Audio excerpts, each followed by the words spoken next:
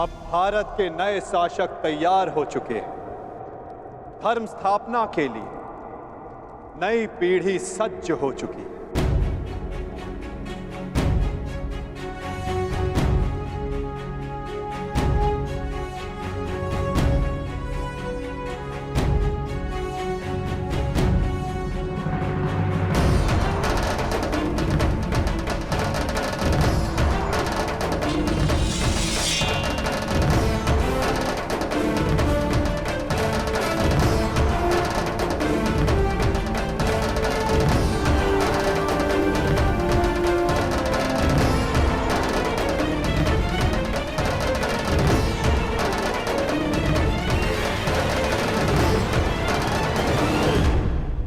तो स्वागत कीजिए अभिमन्यु पुत्र अर्जुन पौत्र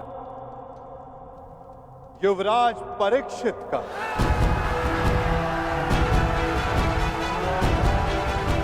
युवराज परीक्षित की, युवराज परीक्षित की, युवराज परीक्षित की, युवराज परीक्षित की, युवराज परीक्षित की,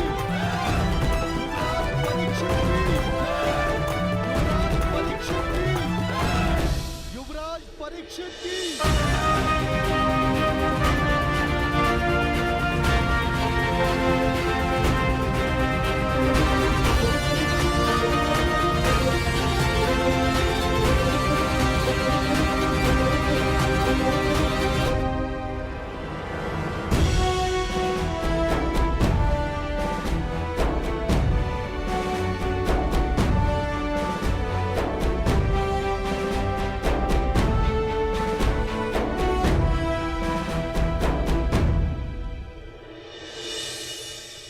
और अब स्वागत कीजिए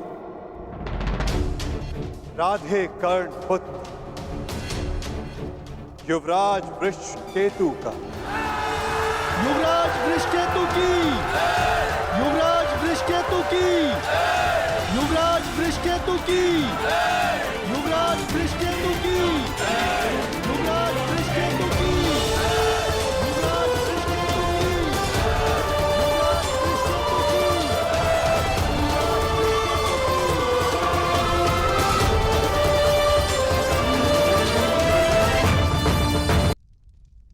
और अब स्वागत कीजिए राधे कर्ण पुत्र युवराज वृषकेतु का। युवराज वृषकेतु की, युवराज वृषकेतु की, युवराज वृषकेतु की, युवराज वृषकेतु की, युवराज वृषकेतु की, युवराज वृषकेतु की।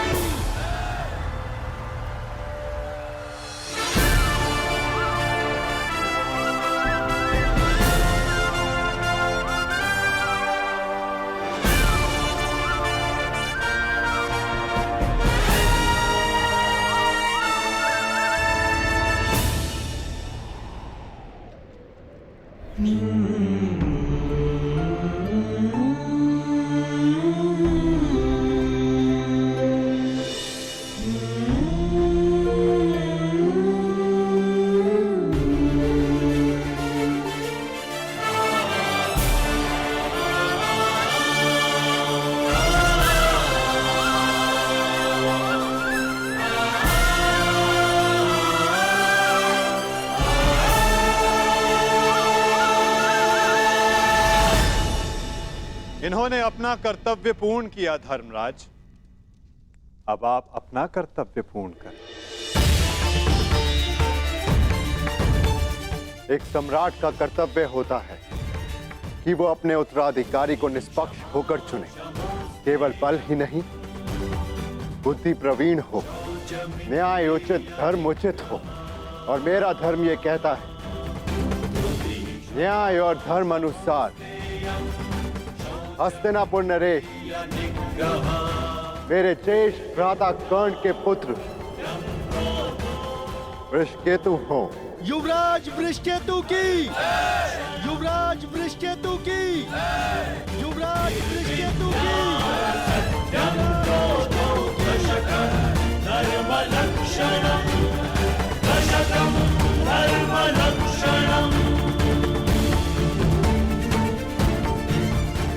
काकाश्री, मेरे लिए ये मान्य नहीं।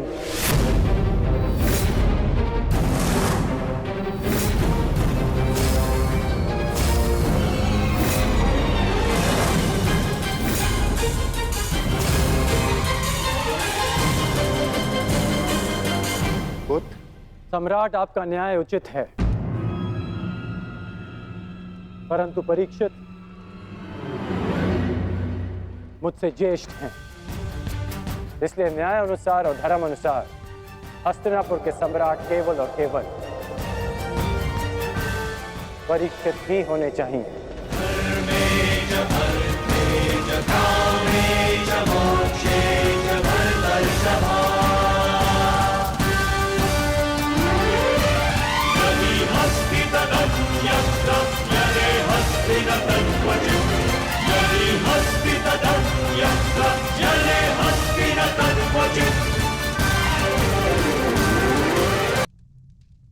परंतु पुत्र, अद्भुत वृषकेतु, ये त्याग केवल कर्ण पुत्र ही कर सकता है।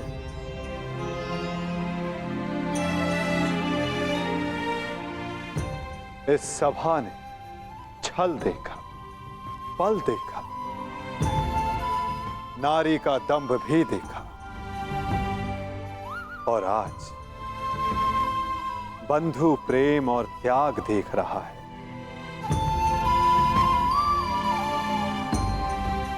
सच में परिवर्तन का जो स्वप्न अंगराज कर्ण ने वर्षों पूर्व देखा था, वो परिवर्तन आज दिख रहा है।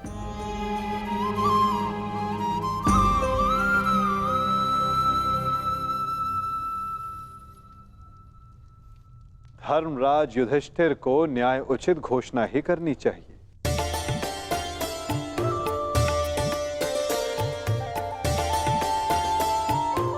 जैसी आपकी आज्ञा माधव।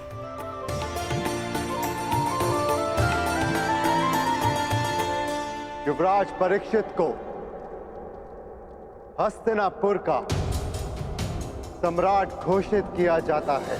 युवराज परीक्षित की, युवराज परीक्षित की, युवराज परीक्षित की, युवराज परीक्षित की, युवराज परीक्षित की। परंतु ये अपूर्ण न्याय होगा।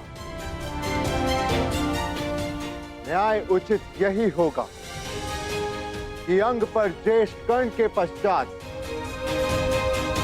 अधिकार वृषकेतु का है, और मैं वृषकेतु को अंग का नया राजा घोषित करता हूं।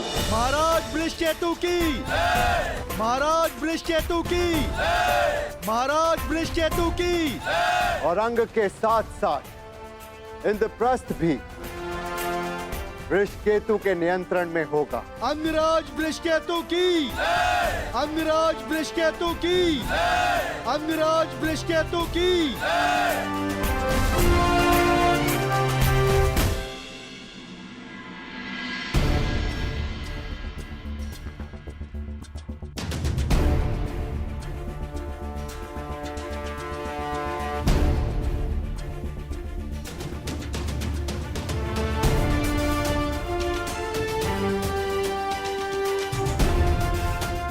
सच हो। मैं तो आरंभ से ही सज्ज हूं।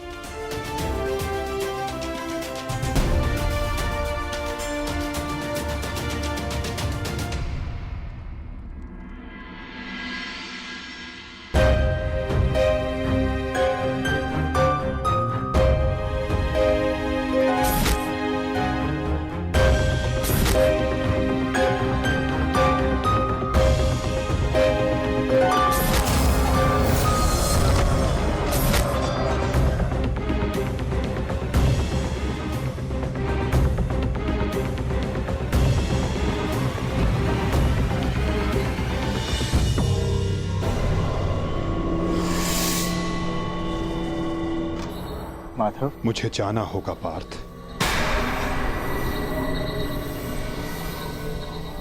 परंतु माधव। नहीं पार्थ, नियति मुझे पुकार रही है।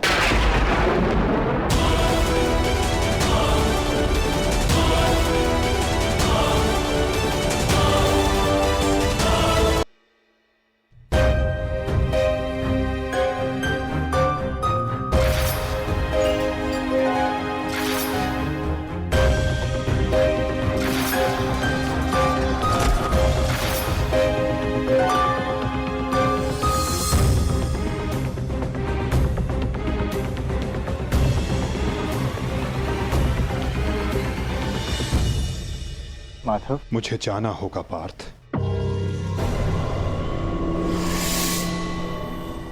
परंतु माधव। नहीं पार्थ, नियति मुझे पुकार रही है।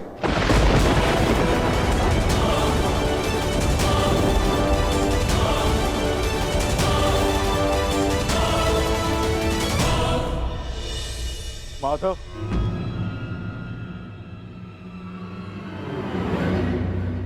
आपने बताया नहीं कि अचानक ऐसा क्या हुआ जो आप जा रहे हैं। प्रथम बार आपके मुख पर यह पीड़ा देख रहा। यही तो जीवन है पार्थ। आनंद के साथ पीड़ा, अंधकार के साथ प्रकाश, उत्थान के साथ पतन और निर्माण के साथ विनाश कहीं ना कहीं जुड़ते ही हैं पार्थ।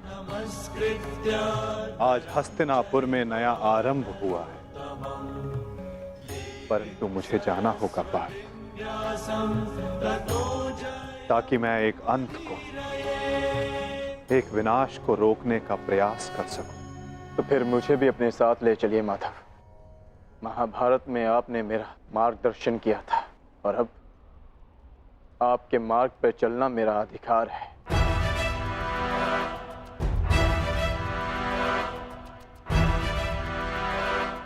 अवश्य पार्थ, ये तुम्हारा अधिकार है, किंतु ये यात्रा केवल मेरी है पार्थ। ये कर्तव्य केवल मेरा है और मुझे इस यात्रा को अकेले ही पूर्ण करना होगा।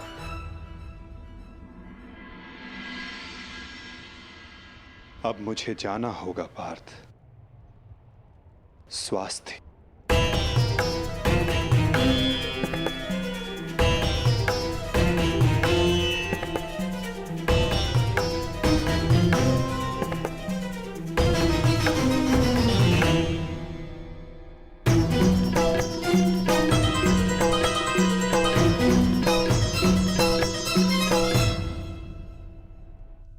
ये क्या कह रहे हो अर्जुन? हाँ ज्येष्ठ, पहली बार मुझे माधव की कोई बात समझ में नहीं आई, परंतु इतना निश्चित है कि कुछ भयावह घटित होने का संकेत दिया उन्होंने मुझे।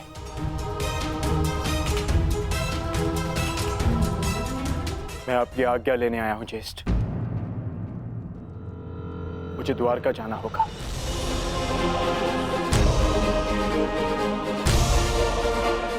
यदि हम माधव के कुछ काम आ सकते हैं, तो इससे अधिक सौभाग्य की बात हमारे लिए और क्या होगी।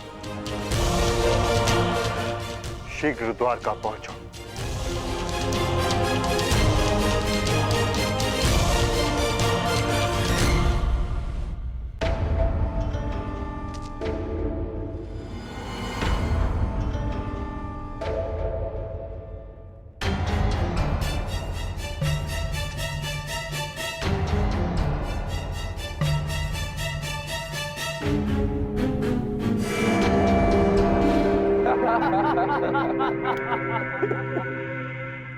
जन्मदिन की बधाई हो मित्र। कृतवर्मा, स्वागत है तुम्हारा।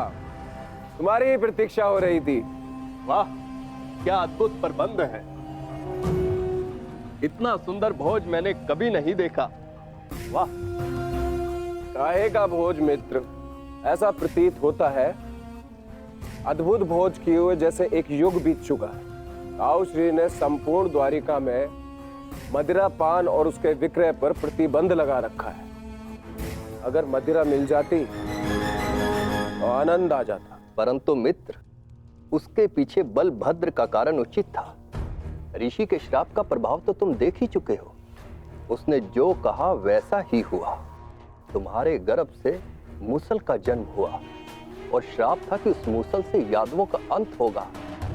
और आज उस श्राप का प्रभाव उस मदिरा पर लगी रोक ने ही रोक रखा है मित्र।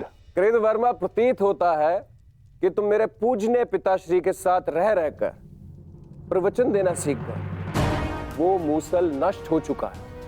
ताऊ श्री ने स्वयं उसका चूर्ण बनवाकर सागर में बहा दिया। यदि आज मदिरा मिल जाती तो आनंद ही आ जाता। यदि कुमार आदेश दे तो जन्मदिन की भेंट प्रस्तुत करूं। बलभद्र से छिपाकर काशी से मदिरा मंगाई है।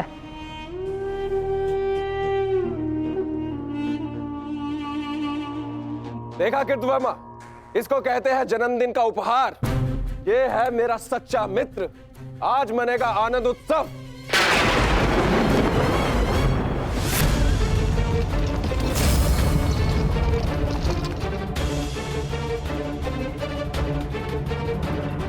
ये मेरे जन्मदिन पर मेरे मित्रों के नाम।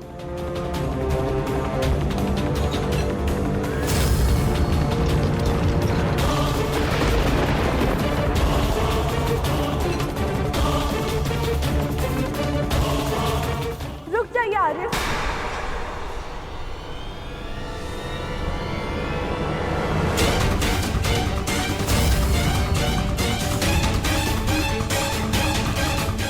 जब काल सामने खड़ा हो तो उसे जाने को नमस्कार किया जाता है, उसका आलिंगन नहीं किया जाता। ये मदिरा काल है आर्य, इसे ग्रहण ना करें। कृतवर्मा, एक बात तो माननी ही पड़ेगी। मेरे पिता श्री वासुदेव महान है। जो उनकी संगति में आता है वो भाषण देना तो सीख ही जाता है। लक्ष्मणा, यहाँ पर स्त्रियों का आना वर्जित है। ये केवल पुरुषों के लिए। राजमहल वापस लौट जाओ।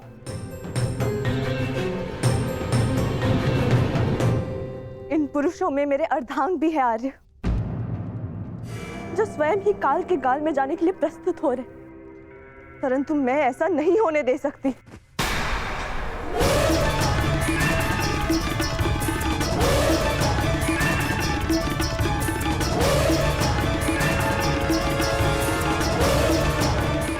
लक्ष्मणा,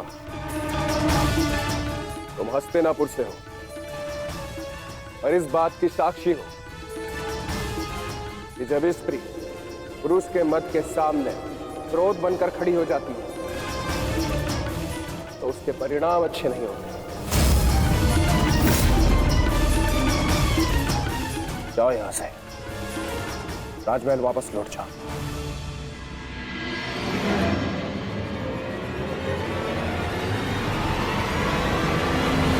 मैंने कहा राजमहल वापस जाओ।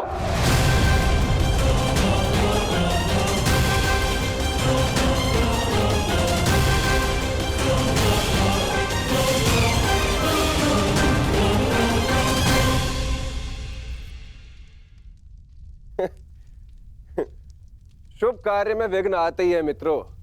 इससे पूर्व कोई दूसरा विघ्न आए, इस दुर्लभ मदिरा को ग्रहण करो।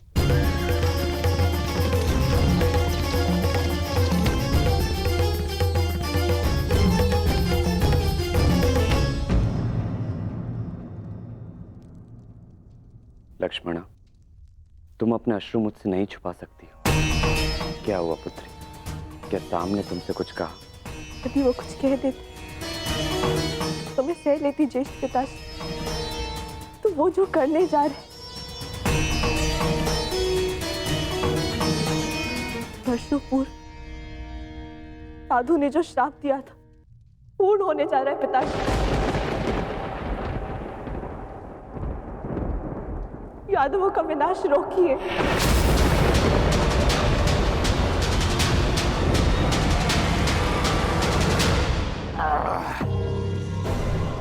अद्भुत!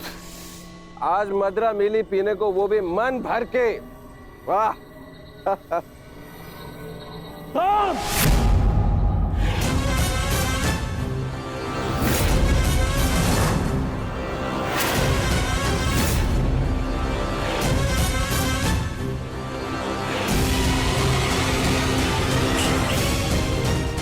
मैंने मद्यपान निषेध किया था। द्वारका के अंदर मदिरा लाने का साहस कैसे किया तुमने साम? तुम युवराज हो, द्वारका के अगले राजा। तुम्हें ये सब शोभा नहीं देता है। और तुम सब साम के मित्र हो ना, तुम्हारा कर्तव्य है यदि युवराज के पद अनुचित मार्ग पर जाए तो उन्हें अनुचित मार्ग पर जाने से रोके, उचित मार्ग दिखाए। और तुम लोग स्वयं उसे अनुचित मार्ग पर जाने दे रहे हो। कैसे? ताऊ श्री, जो कहना है मुझसे कहिए। इनसे क्या बात कर रहे हैं जो आपकी आंखों में आंखें नहीं मिला सकते? इनसे प्रश्न करके क्या लाभ?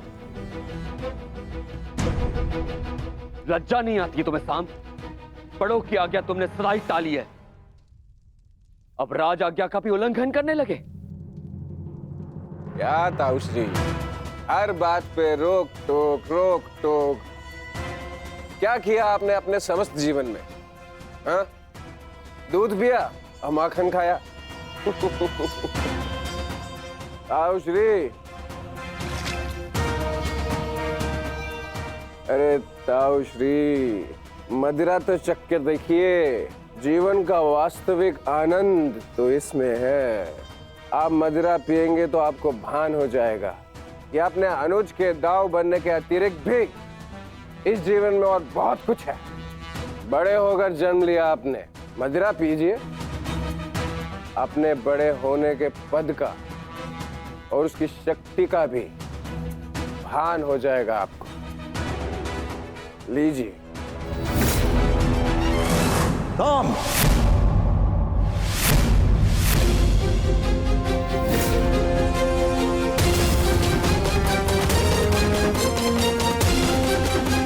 मान करने का दुस्साहस मत करना।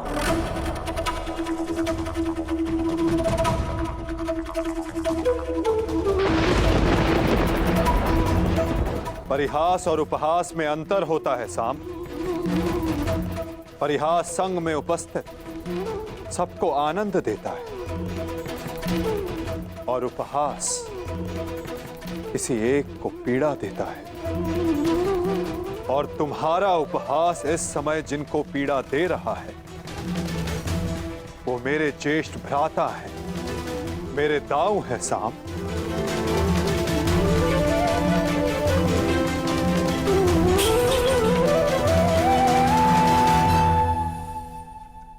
और मैं कौन हूं? हाँ? कौन हूं मैं? पुत्र या कुपुत्र? आपको तो सदैव अभिमन्यु जैसा पुत्र चाहिए था। कभी उसे मामा बनकर सिखाया तो कभी मित्र और सखा बनकर पांडवों को संभाला, परंतु ये भूल गए कि आपका भी एक पुत्र है। स्मरण है आपको? स्मरण है? नहीं, आपको स्मरण है। आपको स्मरण है कि आज आपके पुत्र का जन्मदिन है, परंतु ये भूल गए कि आज के दिन अपने पुत्र से प्रेम से मिलने आना चाहिए,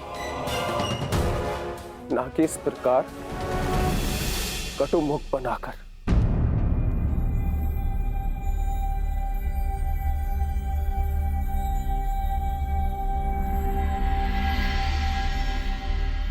ये उत्सव संपन्न हुआ, आप सब जाओ यहां से। कोई नहीं जाएगा। ये उत्सव मैंने रखा है और ये कब संपन्न होगा इसे मैं निर्धारित करूंगा।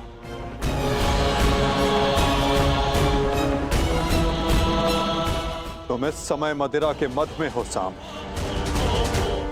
ये समय वार्तालाप करने के लिए उचित नहीं है। जाओ, जाकर विश्राम करो। कहीं ऐसा ना हो कि संपन्न होने के स्थान पर इसका समापन हो जाए।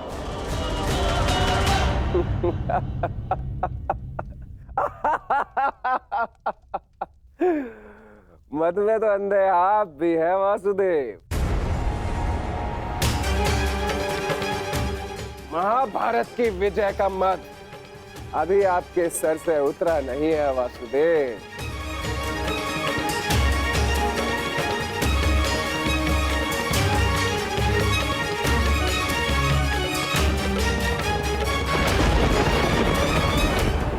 उचित कहा सामने वासुदेव। ना आप महाभारत की विजय से विमुख हो पा रहे हैं और ना पांडवों के प्रति प्रेम से।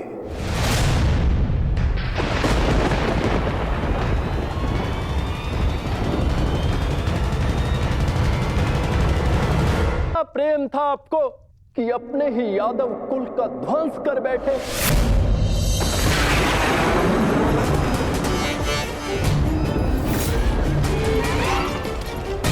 अपने ही कुल की यादव सेना का, नारायणी सेना का उन पांडवों के हाथों विध्वंस करवाते रहे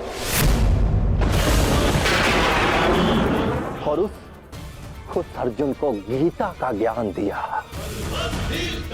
और भोले भाले यादवों के रक्त से कुरुक्षेत्र को नहलाते रहे और बताते रहे उस अर्जुन को कहां कौन सा अस्त्र चलाना है।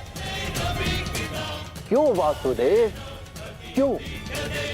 अपने सखा के लिए, अर्जुन के लिए। क्यों क्यों इतना प्रिय है वो आपको? क्यों?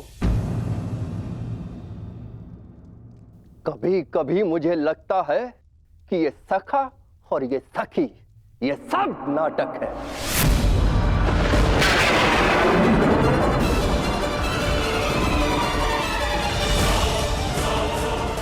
प्रतीत होता है जैसे पंचाली के छठे पति आप स्वयं हैं।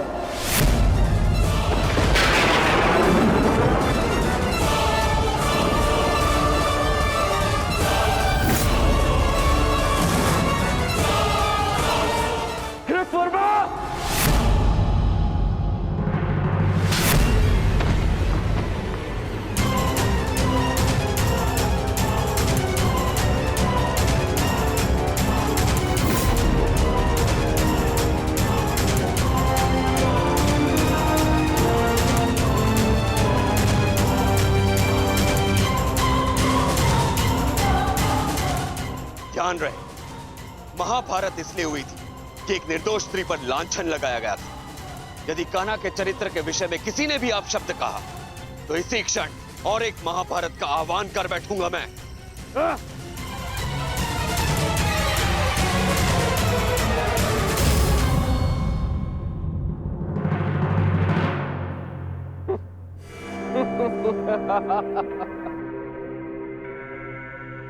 वाह, प्रेम हो तो ऐसा, भाई हो तो ऐसे।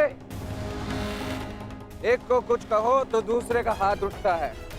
परंतु ताऊश्री, आप भूल रहे हैं, कृत वर्मा मेरे लिए भाई समान।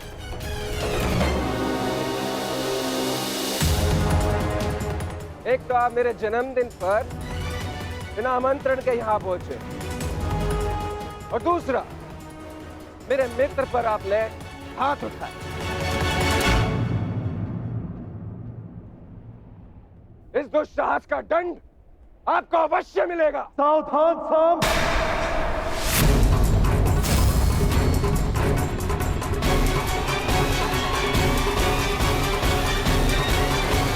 पंचाली के छठे पति आप स्वयं हैं।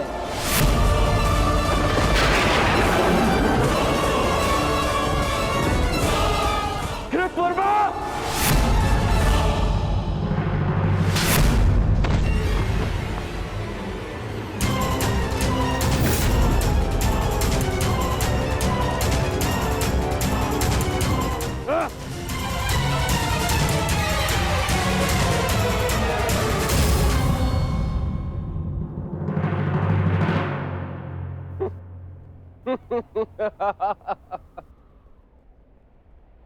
एक तो आप मेरे जन्मदिन पर बिना आमंत्रण के यहां पहुंचे और दूसरा मेरे मित्र पर आपने हाथ उठाए।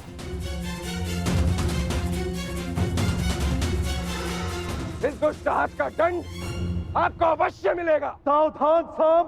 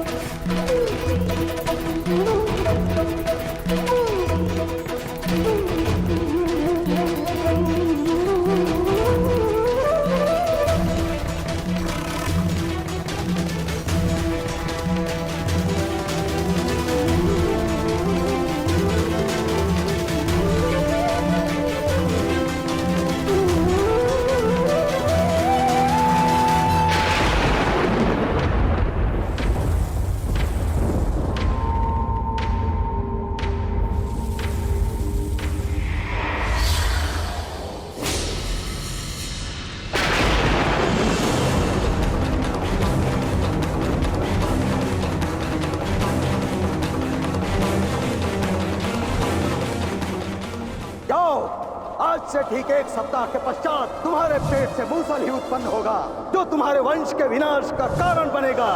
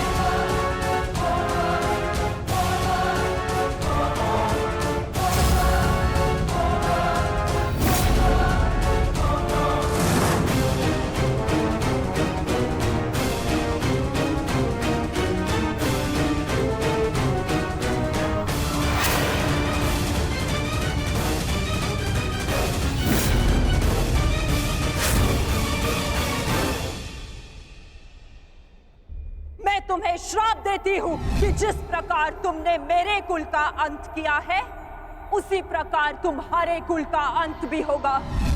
तुम्हारा कुल भी ऐसे ही आपस में लड़कर नष्ट हो जाएगा।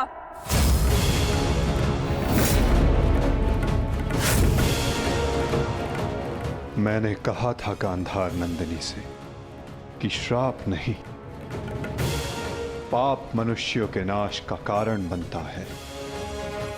आज यादवों के पाप उनके नाश का कारण बनेंगे।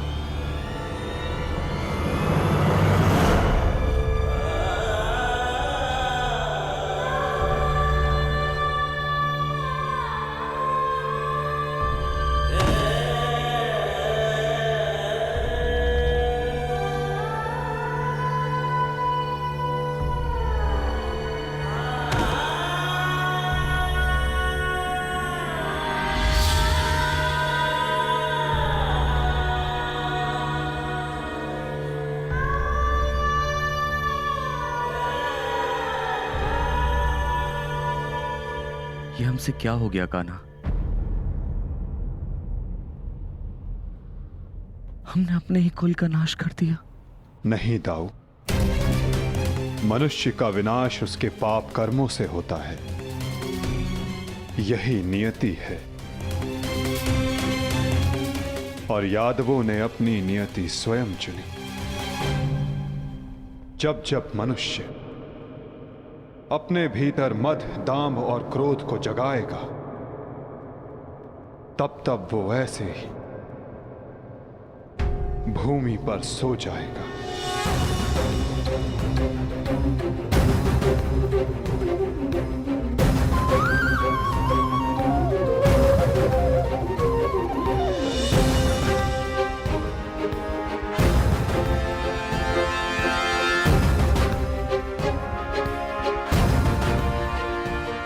ये विनाश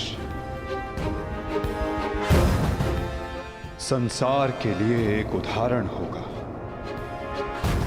कि मद से उपजित क्रोध सदैव अपना और अपनों का सर्वनाश करता है। दाऊ,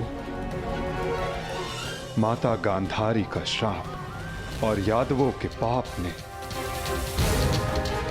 दोनों ने मिलकर सब समाप्त कर दिया। दाऊ, किंतु इन सब का अर्थ क्या है कान्हा?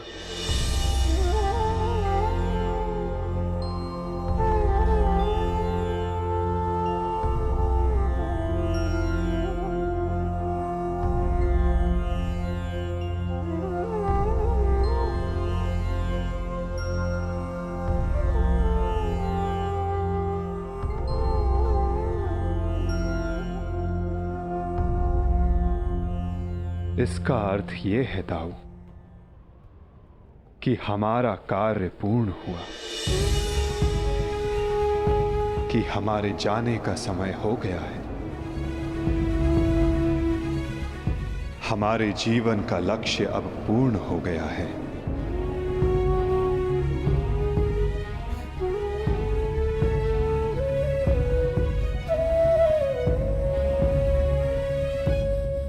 जब अंत आ रहा है तो प्रारंभ से हो। प्रारंभ से ही मैं श्री हरि का सेवक रहा हूं, तो अंत भी उनके चरणों में ही हो।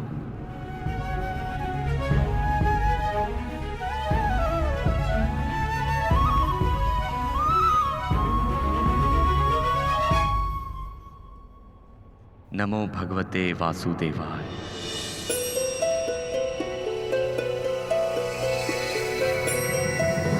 आ रहा है तो प्रारंभ से हो। प्रारंभ से ही मैं श्री हरि का सेवक रहा हूं, तो अंत भी उनके चरणों में ही हो।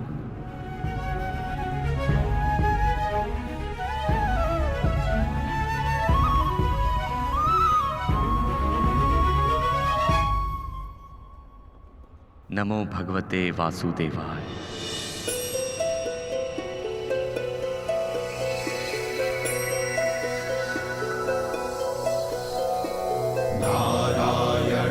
नमस्कृत्य नरं चैव नरोत्तमं देवीं सरस्वतीं व्यासं ततो जयम् उदीरयेत्।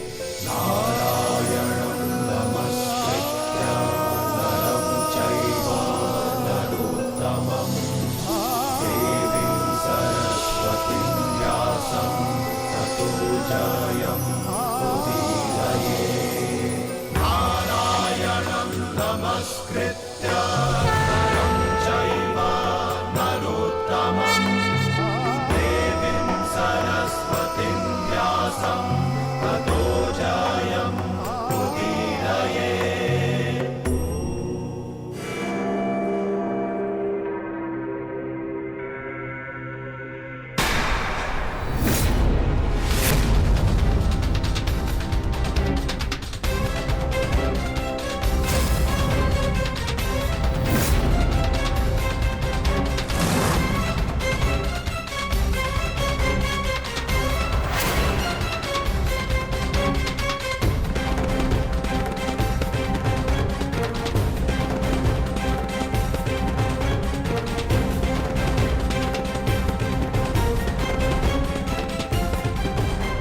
हे ईश्वर, ये कैसा नरसंहार है?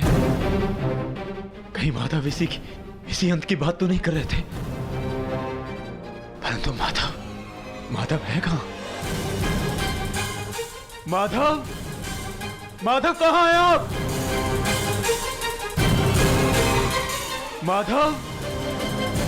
माधव कहां हैं आप?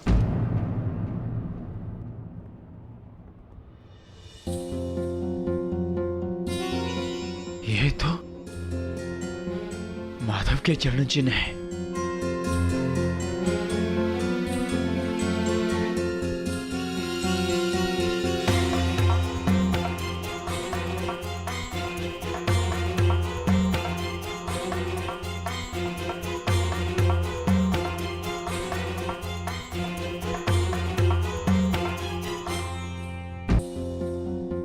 ये तो माधव के चरण चिन्ह है।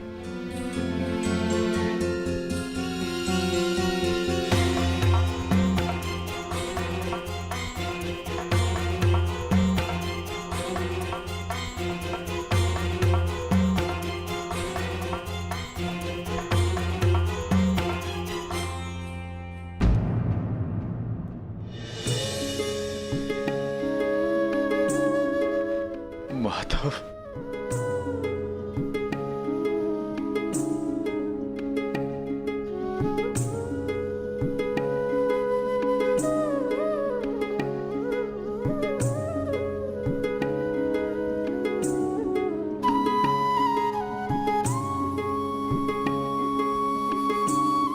आओ पार्थ,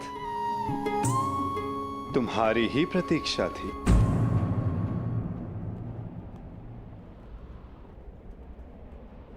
तुम्हें आना ही था, क्योंकि मेरे जाने का समय हो गया है।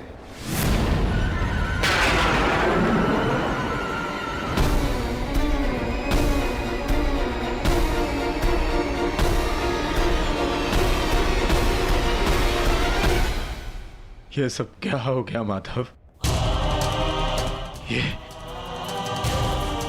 ये विनाश कैसा?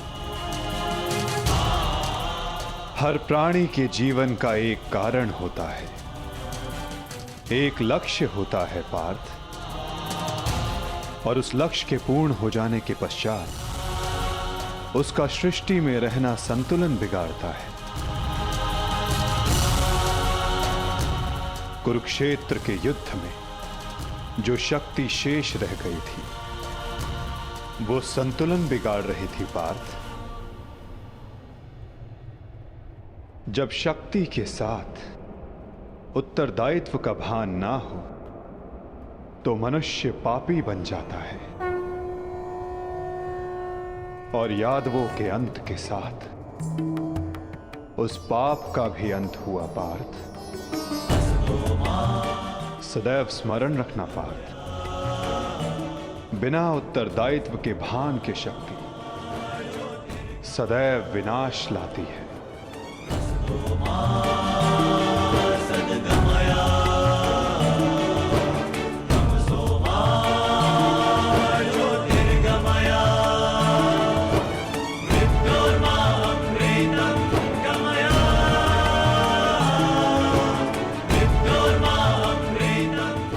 मेरे लिए क्या आदेश है माधव?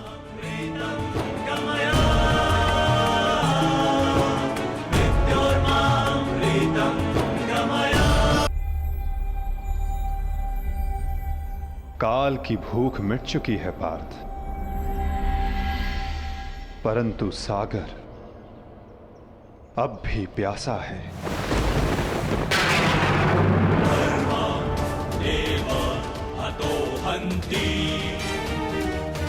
तुम शीघ्रता करो पार्थ, द्वारका की सभी स्त्रियों को और बालकों को अपने साथ हस्तिनापुर लेकर लौट जाओ।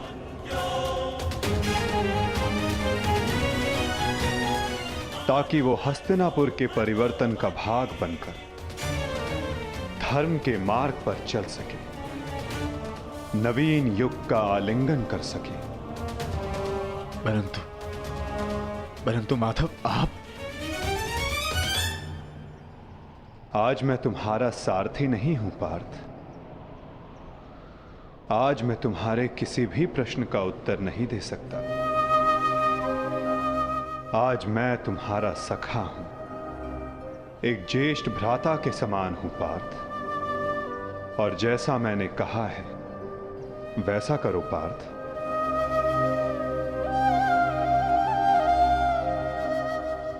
अभी किसी और से मिलने का समय है।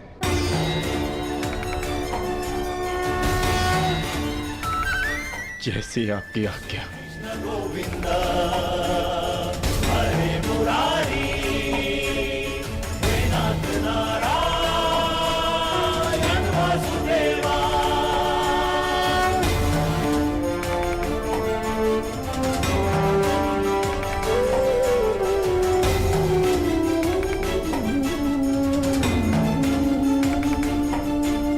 श्री कृष्ण गोविंद हरे मुरारी नाथ नारायण वासुदेवा। श्री कृष्ण गोविंद हरे मुरारी हे नाथ नारायण वासुदेवा। प्रणिपात। गोविंद हरे मुरारी हे नाथ नारायण वासुदेवा। श्री कृष्ण गोविंद हरे मुरारी हे नाथ नारायण वासुदेवा।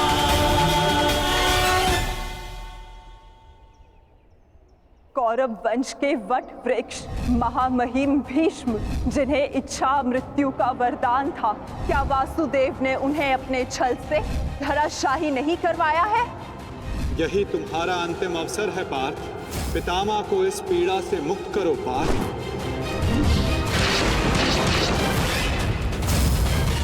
वासुदेव ने द्रोण पुत्र अश्वत्थामा की मृत्यु का छल रचकर आचार्य द्रोण का वध नहीं करवाया है?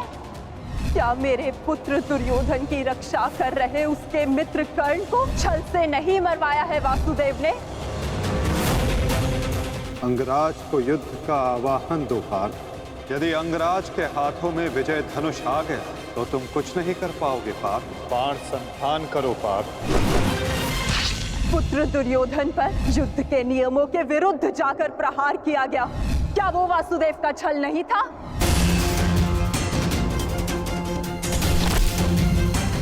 मैं तुम्हें श्राप देती हूँ कि जिस प्रकार तुमने मेरे कुल का अंत किया है, तुम्हारा कुल भी ऐसे ही आपस में लड़कर नष्ट हो जाएगा।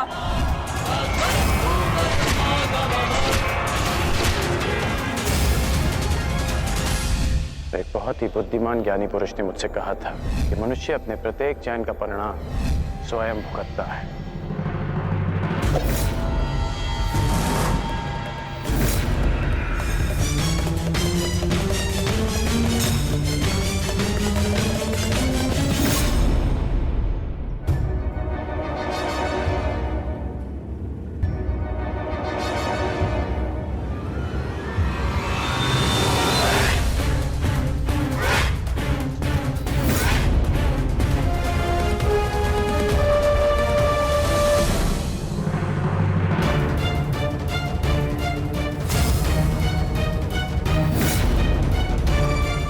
आज अच्छा आखेट मिलेगा।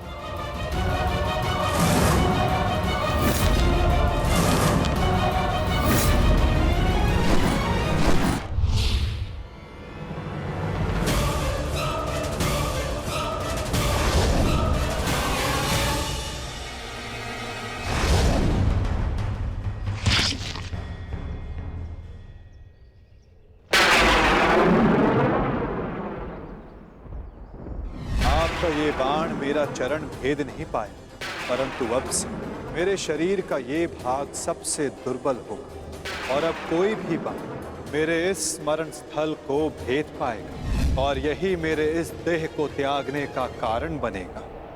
आपका स्वागत है कालदेव। माता गांधारी का श्राप अब पूर्ण हुआ।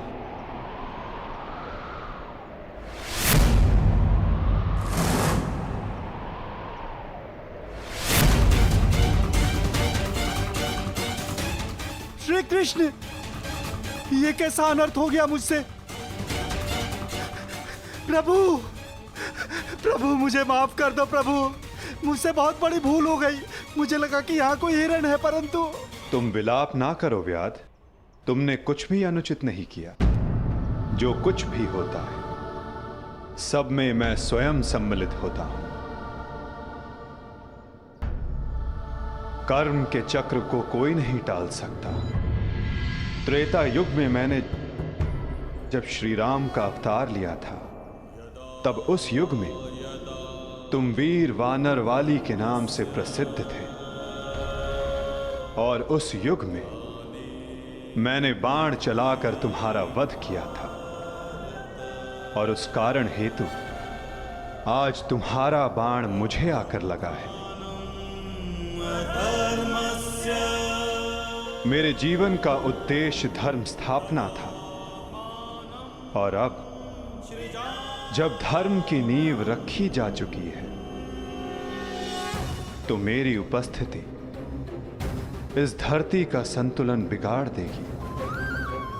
हर मनुष्य इस धरती पर एक उद्देश्य लेकर आता है, और उस उद्देश्य को पूर्ण करना उसका कर्तव्य होता है।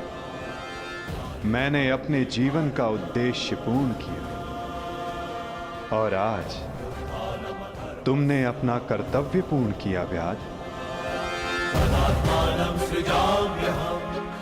किंतु जब जब धरा पर अधर्म और अन्याय बढ़ेगा, मैं तब तब लौटकर पुनः आऊंगा। मैं जा रहा हूं, किंतु मेरी सीख गीता का ज्ञान बनकर समस्त संसार में शेष रहेगी। वो बालकों की चंचलता में होगी, इस संसार के कण कण में होगी। रूप बदलेगा, किंतु मैं सदैव रहूंगा। शरीर का अंत होता है, किंतु जो अमर रहता है वो है सीख।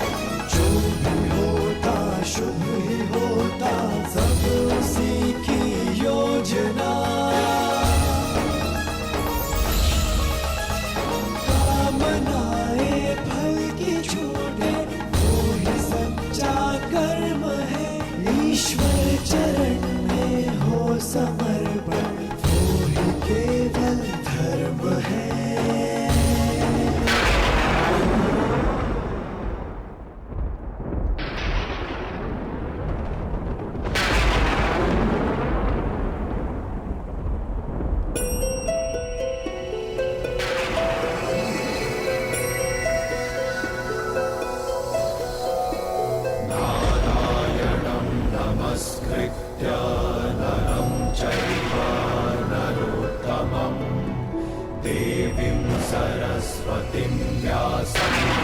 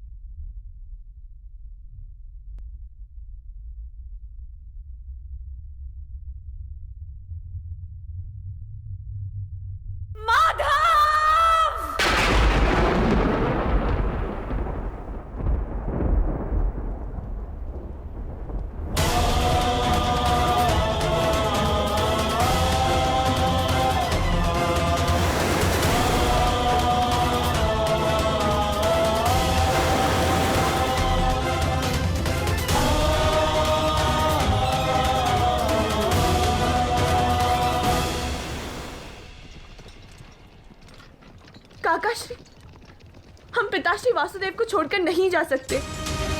ये उनका ही आदेश है लक्ष्मणा। द्वारका का अंत होने को है। उनका आदेश था कि मैं तुम सभी को यहां से